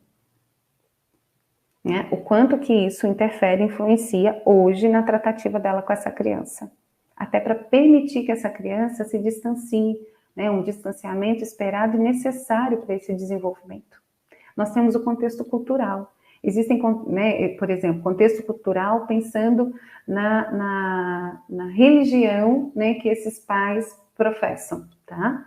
Eles podem entender que um comportamento de uma criança que tem um temperamento de busca de novidade, que é uma criança exploratória, curiosa, que não aceita as coisas assim de bate-pronto, que questiona, que pergunta, pode entender esse comportamento dela como desobediência. E não é desobediência. Eu perguntar, querer saber o porquê que eu não posso fazer alguma coisa, não é desobedecer. É querer entender. Mas dependendo do contexto cultural no qual essa criança está inserida, isso é visto de uma forma e ela vai ser tratada, disciplinada, orientada de acordo com essa teoria educacional dos pais. Né? Como eu falei, as estruturas cognitivas, pensamentos, né, acerca da formação desses esquemas, é importante a gente avaliar, porque a gente não diz que na infância nós temos crenças formadas, mas em desenvolvimento. Crianças com quadro de ansiedade, a gente percebe ali a crença de desamparo em formação, ou às vezes até muito já configurada. Então, é uma criança que se percebe muito frágil, né, se percebe desprotegida, né, e aí busca reasseguramento nas figuras de apego. Então, não quer se separar dessas figuras. Percebe o quanto que entender, compreender essas dificuldades e por que essa dificuldade está apresentando e de onde ela vem, vai me ajudar a construir esse caminho que eu vou precisar trilhar para ajudar esses pais, né, a encorajar essa criança para que ela caminhe para um desenvolvimento, volte, né, na verdade, para um desenvolvimento saudável. Entender quais são os antecedentes e consequências comportamentais, as práticas desses pais, né, pensando, inclusive na teoria educacional, tendem mais à punição, né, a reforço, a punição mesmo, ou eles trabalham com os 3 Cs, né, que é consequência, coerência, consistência e consequência, que visa ser respeitosa, reparadora e pedagógica. Próximo. E aí, né, pensando nessas 4 variáveis, existe uma teoria, que eu não sei se vocês já ouviram falar ou já leram a respeito, que é a teoria bioecológica do Bronfenbrenner. Ele traz, né, ele escreve acerca dos sistemas, né, onde não onde, mas são sistemas, tá, que interferem, né, podem interferir nesse desenvolvimento. Por quê? Mesmo que seja, né, por exemplo, aqui, ó, o microsistema, né, onde está inserido a família, né, a criança e a sua família, né, mesmo que essa família seja uma família estruturada, uma família amorosa, uma família respeitosa, uma família amparadora, mas se, por exemplo, o mesossistema que corresponde à escola, né, à creche, os parentes, os amigos, a igreja, vamos imaginar o trabalho desse pai, tá? Se esse ambiente ou esse trabalho não supre as necessidades básicas dessa família, o trabalho desse pai pode interferir na relação desse pai com essa família. Então, ali a gente pode ter conflitos, pode ser um pai que chega em casa cansado, que não consegue dar a atenção que essa criança precisa, o tempo de qualidade, o brincar. Pode ser um pai que tende, ou a mãe, tá, gente?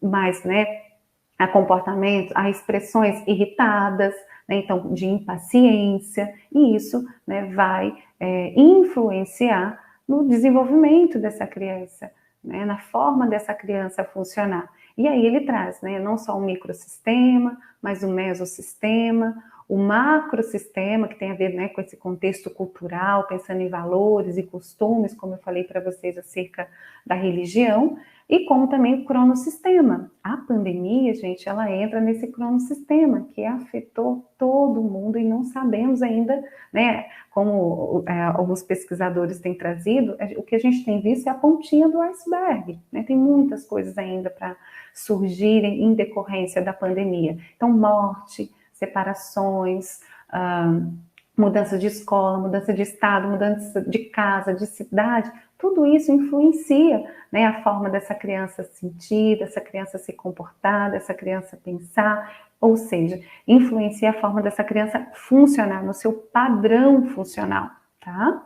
E isso precisamos rastrear, entender, junto com aqueles 5 elementos, e está contido aqui, né, pensando nas 4 variáveis, esse contexto que o Bronfenbrenner traz para nós na teoria bioecológica. Próximo.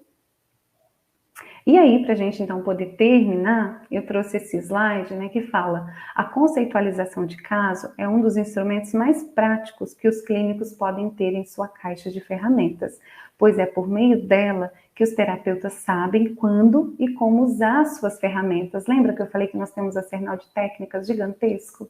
Mas não basta, né? Eu não posso me preocupar, minha criança está com medo. Tá, qual livro eu uso, né, para trabalhar a demanda medo? A minha pergunta não deve ser essa, a minha primeira pergunta não deve ser essa. A minha primeira pergunta precisa ser: o que tem levado essa criança a sentir medo? Quais têm sido os gatilhos? Quais têm sido os mantenedores? Esse medo é esperado por um momento desenvolvimental? O que pode estar acontecendo, né, nesse momento desenvolvimental da minha criança, que ela está sentindo esse medo de forma, né, intensificada e que tem trazido prejuízos para ela no brincar, na escola, no dormir, né, em algumas dessas áreas da vida dela, tá? Então aí, por meio da conceitualização, eu consigo fazer essa investigação, né, de forma contextualizada.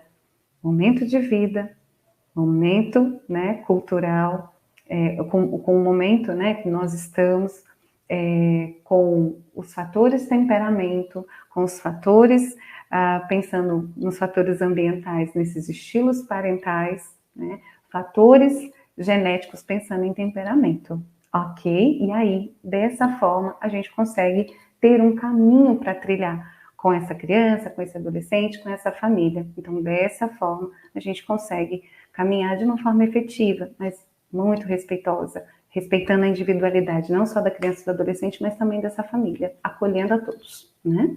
Bom, próximo eu acho que é agradecimento, e aí eu vou chamar a Grazi de volta para a gente ir para o nosso segundo momento.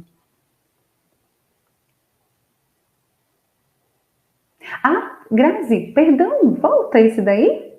Por favor, achei que fosse o último, mas esse é o último, ó. Então, os sistemas de classificação diagnóstica, né, resumem os sintomas em termos gerais. Então, a gente tem lá, né, os critérios para dizer se atende ou não a determinada patologia, transtorno.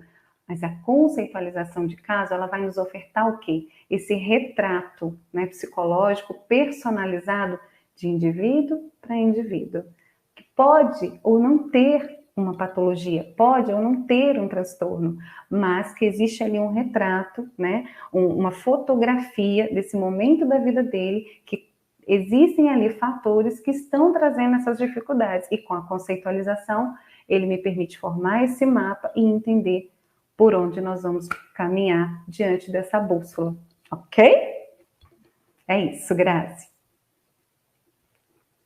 Muito obrigada, gente. Que ótimo, muito obrigada pela palestra. Nós temos algumas perguntas aqui. Já aviso o pessoal, para quem não me conhece, sou Graziela, estou como presidente da LATCC, da Liga de Estudos Acadêmicos da Terapia Cognitivo-Comportamental. Para quem quiser mais informações com a Ana, esses são os contatos. No nosso bate-papo também, a cada tanto tempo eu fui colocando o Instagram dela, o Instagram da Liga, e assim, fiquem super à vontade, que foi uma das coisas que ela me perguntou, Gra, eu sou professora, preciso das perguntas para a gente poder ir para frente.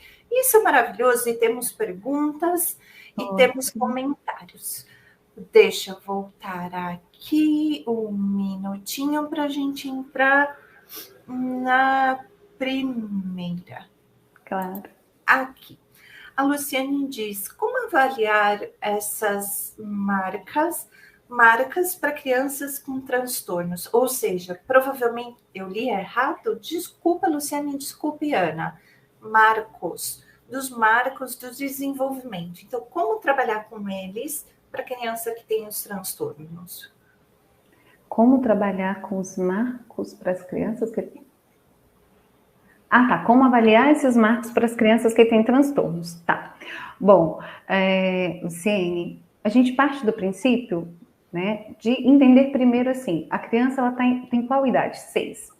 Segunda infância. O que é esperado, tanto no aspecto físico, cognitivo e emocional, psicossocial, né, para essa faixa etária? Vou lá no Papalha, né, ou em outros livros que você possa ter que fale acerca, né, dos marcos desenvolvimentais. Olha, ok, aí eu tenho uma criança, por exemplo, que tem o transtorno de déficit de atenção e hiperatividade.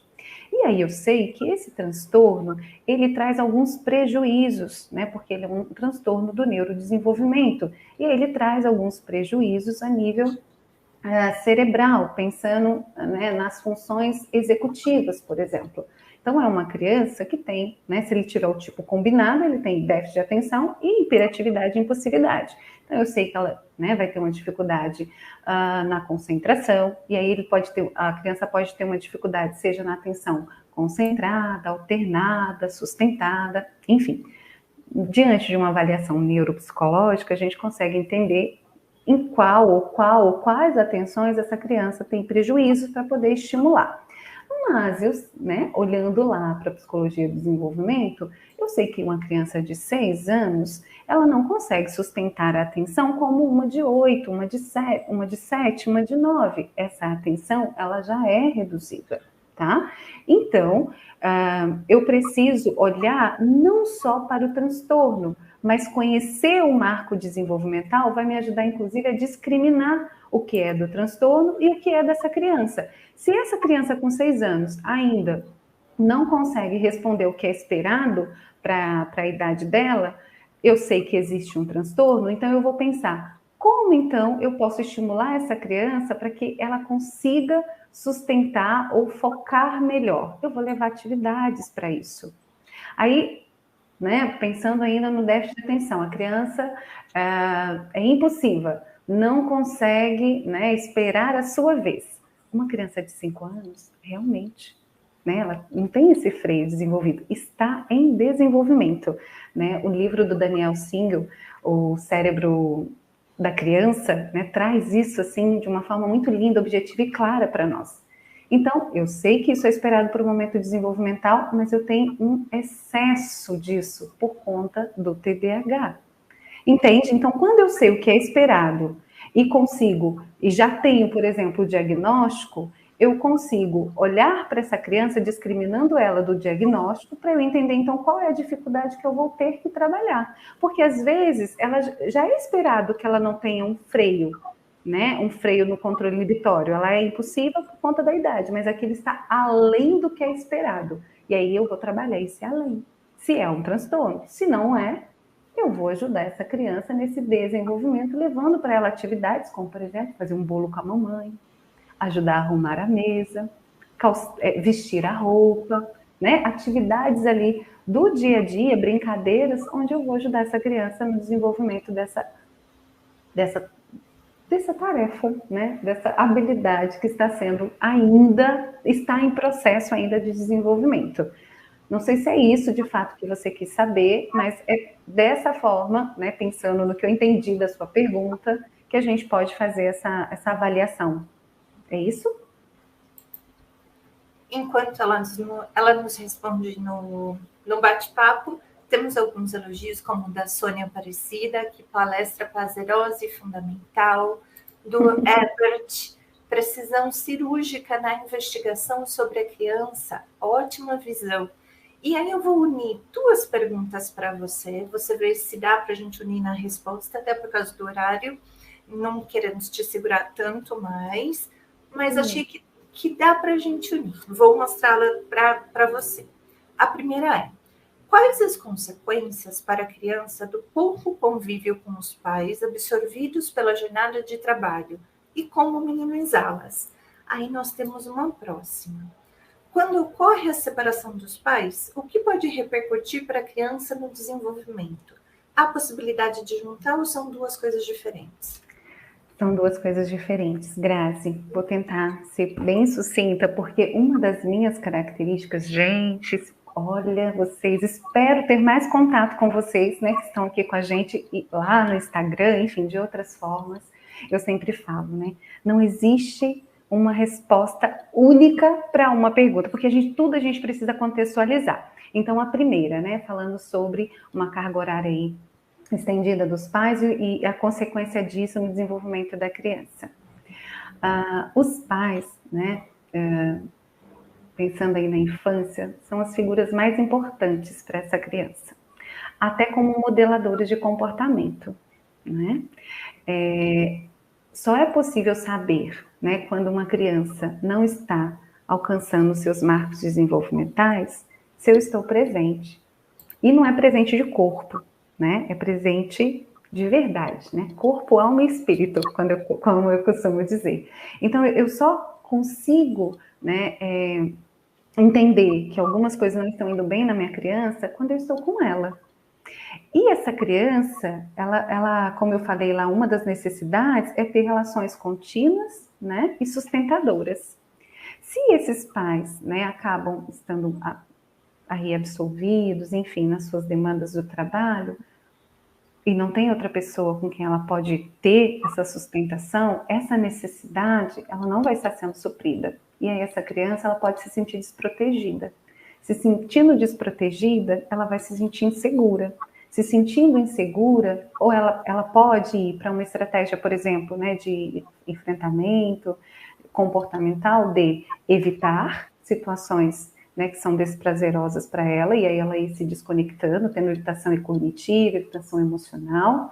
Ela pode ir para manutenção, né, e aí dentro da manutenção a gente pode ter alguns comportamentos agressivos, onde ela vai exigir essa necessidade, o atendimento dessa necessidade por essa via, ou ela pode começar a compensar, né, buscando, por exemplo, e por entender que para ter a atenção dos pais e por ser, né, uma fase, pegando aí segunda infância, por exemplo, né, que é muito concreto, a criança pode começar, por exemplo, a querer ser uma criança perfeita, porque quando ela faz tudo certinho, ela ganha atenção do pai, da mãe, elogio, e aí ela pode começar a ter essas compensações. Então, quando os pais Quando os pais são a figura de apego da criança, porque nem sempre são, quando eles são, a ausência dessas figuras, né, elas prejudicam na formação da autoimagem, né? Ela pode contribuir, por exemplo, para trazer prejuízos emocionais para essa criança em termos de insegurança, isso pode impactar as relações, porque os pais são esses primeiros modeladores, inclusive com quem ela vai aprender a lidar com a frustração, como manejar as emoções desagradáveis de sentir. É por meio deles que ela pode aprender como se resolve conflitos, inclusive por conta dessa relação, dessa conjugalidade. Então, são um desses, né, dessas dificuldades que podem surgir nessa ausência desses pais, tá? Mas cada caso é um caso, enfim, aí a gente precisaria contextualizar, porque são vários, né, os prejuízos, as consequências que podem trazer. No caso da separação, volta para mim, Grazi, ou fala para mim o que a Sônia, o que pode repercutir? Depende de como se deu ou está se dando essa separação, tá? Porque existem, né, várias formas do casal, né, vivenciar a separação. Primeiro, né, como esse casal tem se relacionado, né, e que chegaram aí na decisão de se separar. Então, como está sendo conduzido isso? Tem casais que conduzem isso de uma forma, né, amigável. E aí decidem que está tudo bem, que não dá mais, cada um segue para o seu caminho, mas não esquecendo da responsividade deles com essa criança ou com esse adolescente. Então, vai sentar, vai conversar, né, vai explicar que, né, o que não está dando certo é papai e mamãe no sentido de homem e mulher, marido e mulher, e que eles não vão mais estar juntos enquanto casal, mas que vão continuar sendo pais e que estarão ali para eles para o que eles precisarem. Se é conduzido dessa forma, a criança vai sofrer, o adolescente vai sofrer? Vai, porque isso não é, assim, é impossível, né, não haver o sofrimento, porque a família daquela criança, na cabecinha dela, está se desfazendo. E se formos perguntar para as crianças o que elas preferem, ou para os adolescentes, eles preferem estar juntos, vivendo bem, não é sem conflito, sem briga, mas que se respeita, um ambiente, né, um ambiente gostoso, um ambiente harmônico, não é sem conflito, mas um ambiente bom, né, para um desenvolvimento. Agora, crianças que têm pais brigando o tempo inteiro, né, né, enfim, o tempo todo tendo discussão, elas falam, eu prefiro os meus pais hoje separados. Mas mesmo essas que preferem os pais separados, a forma como essa separação foi conduzida por esses adultos pode aumentar ou diminuir esse sofrimento, tá? Então vai depender como esses adultos estão lidando com esse seu processo de separação, né? O respeito que eles estão tendo por essa criança, porque eu tenho casos de crianças que hoje são adolescentes e têm, assim, uma chateação, né, uma mágoa tão grande, porque simplesmente o casal, pegou as coisinhas, foi embora, não comunicou nada para essa criança, ela não foi colocada a par de nada e ainda desenvolve, né? A criança desenvolve uma crença de que, de alguma forma, ela pode ter sido a causadora da separação dos pais, porque não estava indo bem na escola, porque estava sempre, né, brigando com o irmão e os pais, né, acabavam brigando depois de separar a briga dos irmãos, enfim, vai depender do como esses adultos conduziram ou estão conduzindo esse processo, né? E aí a gente tem, né, muitas orientações de como fazer isso, como orientar esses pais para que isso seja de uma forma menos, né, prejudicial para essa criança, tá? Mas que prejudica, mas é tratável, é manejável, né, dependendo da disponibilidade desses adultos. Porque às vezes os adultos estão tão machucados que eles ficam tão, assim, voltados, né, umbilicalmente, que acabam esquecendo, né, ou desconsiderando a importância de olhar para esses serzinhos ali que são dependentes deles, que precisam deles. Professora Ana, temos duas perguntas que abrigam o mesmo tema, que é luto. Então, como que você vê dentro da sua prática, até porque de uma das realidades que nós estamos agora, depois desse primeiro impacto da pandemia, nós perdemos muitos entes pertos, entes queridos, e para o adulto já é muito difícil. Como é isso na sua prática, de como lidar com o luto. Como última pergunta para a gente hoje, o que você daria para falar, em resumo, que orientação você daria para a gente? Tá. Então, quando a criança vem para nós, né, ou vem para mim com a queixa do luto, e aí vem à mente um pequenininho que eu trabalhei com ele recentemente, o primeiro passo que nós precisamos dar é entender como está esse processo do luto para os pais. Como os pais, né, estão passando pelo seu processo de luto. No caso dessa criança, é o luto da avó, né, a avó paterna. Essa criança, ela não tinha espaço na casa dela para poder falar da saudade da vovó. Né? Não podia falar. E ele não falava porque se tocasse o nome da vovó ou pegasse algum objeto da vovó, esse pai começava a chorar muito. E ela não queria ver o papai triste, né? Ela não queria ver o papai sofrendo. Então ela se calava e ficava para ela. E ela começou a apresentar alguns sintomas, como por exemplo, medo de ficar sozinha, medo de dormir, né?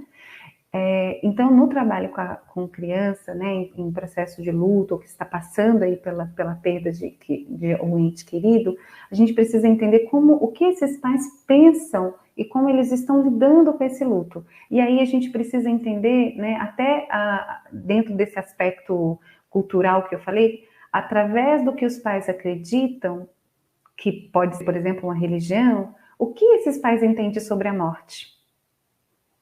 Por quê? Né? Quando a gente acessa, né, a gente busca entender qual é, né, a definição, o conceito que os pais têm da morte, a partir daquilo que eles creem, a gente inclusive pode usar, né, como recurso terapêutico a crença desses pais para ajudá-los, né, nesse enfrentamento, né, do luto.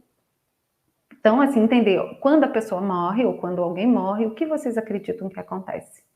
Então, aí a partir de entender sobre o que é luto, sobre o que é o morrer, né, o que os pais têm, né, acerca de crenças sobre isso, aí a gente vai entender como isso está se dando naquela casa, tem espaço para falar sobre a pessoa, né, que morreu, que foi embora. Se não, vamos trabalhar com esses pais, vamos entender da perspectiva dele o que eles pensam sobre isso, para a gente ver formas, né, até para que eles busquem ajuda para trabalhar o luto deles, para que possam dar espaço para essa criança expressar a saudade, a tristeza, a raiva, ou seja, as fases do luto. Né? E aí a gente pode fazer caixa da saudade, enfim, tem vários recursos que podem ser trabalhados. Mas pensando de um modo geral, o primeiro passo é entender como é o que é o morrer para essa família, né? E como eles estão passando por esse processo de luto, pensando primeiro nos adultos, para que aí sim a gente consiga dar o suporte necessário para essa criança. Fantástico, muito, muito obrigada pela palestra de hoje. Na tela estão os contatos tanto da LATCC quanto da nossa palestrante Ana Paula. Vou pedir licença agora para vocês, que nós vamos entrar com o sorteio do Instituto Granatalma. Muito obrigada e uma boa noite, Ana. Obrigada, gente. Foi um prazer. Boa noite, pessoal. Oi, Grazi, tudo bom? Nossa, que palestra incrível. Pessoal, o link para o formulário está aqui no chat. Eu vou passar o vídeo para vocês verem as premiações e também os últimos minutinhos para quem ainda não preencheu, preencher, tá bom? Porque quando eu fechar o formulário, aí a gente não vai abrir mais. Eu vou compartilhar a tela aqui. Vou passar o vídeo e eu volto daqui a pouquinho para o sorteio. E aí, depois do sorteio, eu saio de tela e a Grazi volta para fazer o encerramento, tá bom? Até daqui a pouquinho.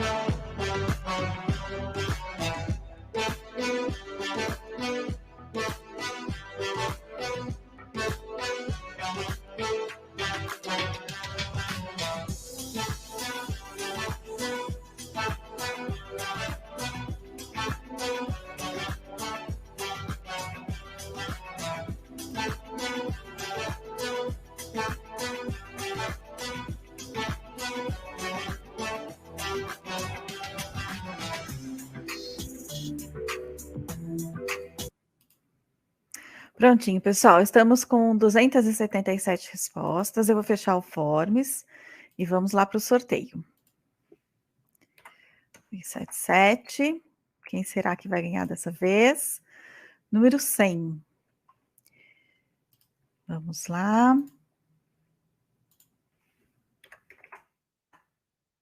Quem ganhou esse sorteio foi Luana Cascione. Luana, parabéns. Eu vou entrar em contato com você por WhatsApp, tá bom? Grazi, chamei de volta para fazer o fechamento. Parabéns pelo evento, viu? Beijo. Muito obrigada. Até amanhã. Pessoal, muito obrigada por vocês terem participado, pelas perguntas, pelos elogios. Isso é muito importante. Os contatos, tanto da Liga quanto, mais uma vez, opa, peguei coisa errada aqui. Os contatos da Liga quanto da nossa palestrante ainda está na tela. Fiquem super à vontade. Venham participar da Liga com a gente. Temos várias discussões interessantes. E, por favor, marquem na agenda que a gente tem uma cerejinha do bolo terminando essa sexta-feira. Dia 17 de setembro, teremos um evento da LATCC que vai abordar não só a TCC, mas teorias da terceira onda. Então, como que elas se relacionam? Como que a gente vê isso na prática? Temos vários palestrantes de peso. Será um evento muito, muito interessante. Então, curtam o nosso Instagram para ficar por dentro das informações. Quem quiser participar, vem com a gente. É uma vez por mês que vale muito a pena. Muito obrigada, uma boa noite. Amanhã ainda temos palestras. Fiquem com a gente que vão ser muito interessantes. Boa noite, pessoal. Tchau, tchau. Até amanhã.